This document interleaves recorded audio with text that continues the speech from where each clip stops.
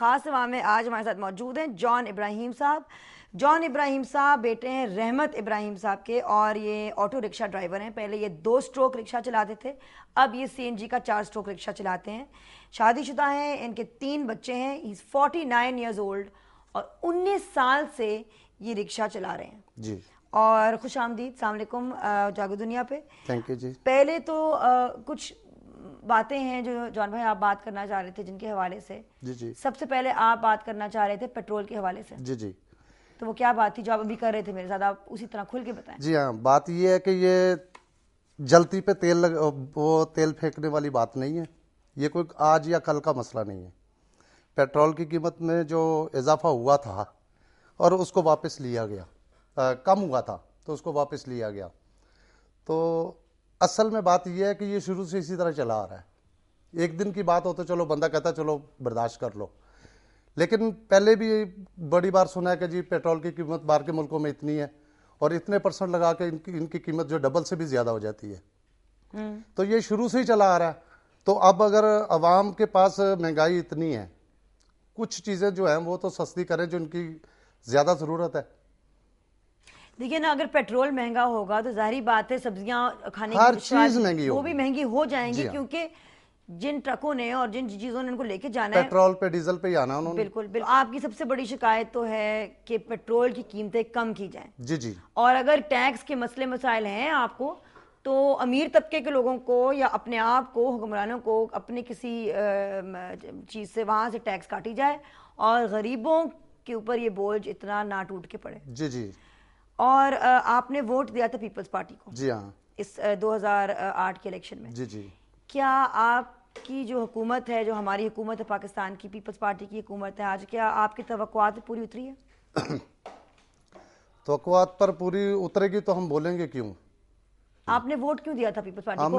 उस वक्त आपकी क्या तवक्कुआत थे? उस वक्त तवक्कुआत यही थे कि पीपल पार्टी जो है वो मजदूर पार्टी है, वो मजदूर का ख्याल करेगी। मगर जैसे ही हुकूमत बदली है तो उसमें हमें तो कुछ नहीं नजर आया कि कुछ बदला हो।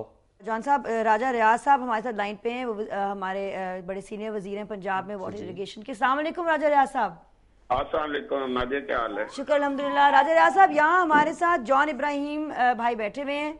ये रिक्शा चलाते हैं और ये बहुत बहुत परेशान है पेट्रोल की कीमतों की वजह से।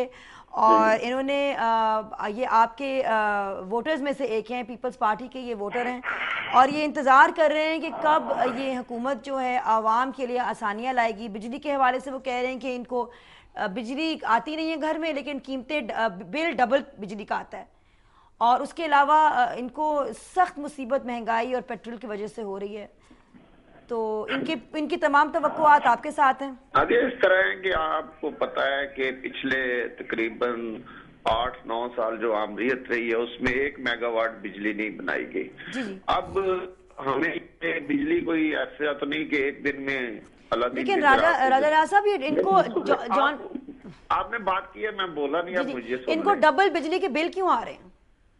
इस तरह तो मैं नहीं कह सकता कि इनको डबल किस तरह, ये पॉसिबल नहीं। अभी तक हुकूमत ने फैसला किया है कि बिजली के रेट नहीं बढ़ाने हैं। अगर इनको पर्सनल कोई है तो ये मुतल्लिका काम से राब्ता करे, मेरे से राब्ता करे, इन्हें मैं रिलीफ लेके दूंगा।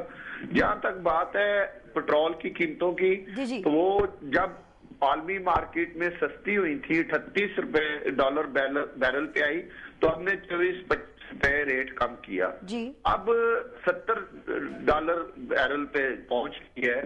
उस वजह से मजबूरन हमें खुशी से नहीं, हम अवाम में से है, हमने नहीं अवाम के पास जाना है। ये जो मेरे मोहतरम भाई बैठे हुए हैं, इसके दरवाजे पे हमने जाना है कि आप हमें वोट दें। तो ये हमने खुशी से नहीं किया। ये मैं जॉन भाई से पूछूंगी, अगर आपने राजा रियाज साहब से कुछ पूछना है तो। राजा साहब से यही बात करनी थी कि बात है रिश्वत की। जब मैं अल्लाह का शुक्र है कि मैं बड़े पावर प्रोजेक्टों पे भी काम कर चुका हूँ, तो गुड्डू थर्मल पावर पे भी मैंने काम किया है। तो असल में वजह पता क्या, रिश्वतखोरी की।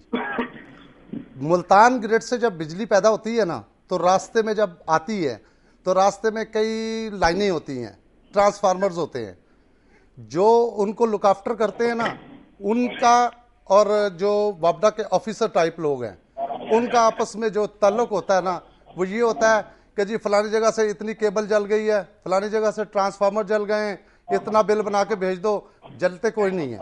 तो किसने मुल्तान जाके देखना है कि जंगल में से बिजली गुजर रही है, यहाँ से वो केबल शॉर्ट है या ट्रांसफार्मर डैमेज हुआ है। वो ये होता है कि जितने भी ये इस तरह के लोग हैं ना जो काली भेड़े हैं, उनकी मिसेज लिबर्टी मार्केट में रोजाना 24 घंटे शॉपिंग के लिए आती है। वो पैसा कहाँ से आता है? जी राजा रियाज साहब, ये ठीक कह रहे हैं। करप्शन सिर्फ वापडा पे नहीं, हमारे मुल्क में हर तकरीबन आदमी जो है वो मुतबादल कोशिश करता है। नेगेटिव माइंड है, एजुकेशन नहीं है। रिश्वत को, ये हमारी बदकिस्मती है कि अब रिश्वत को बुरा नहीं समझा जाता।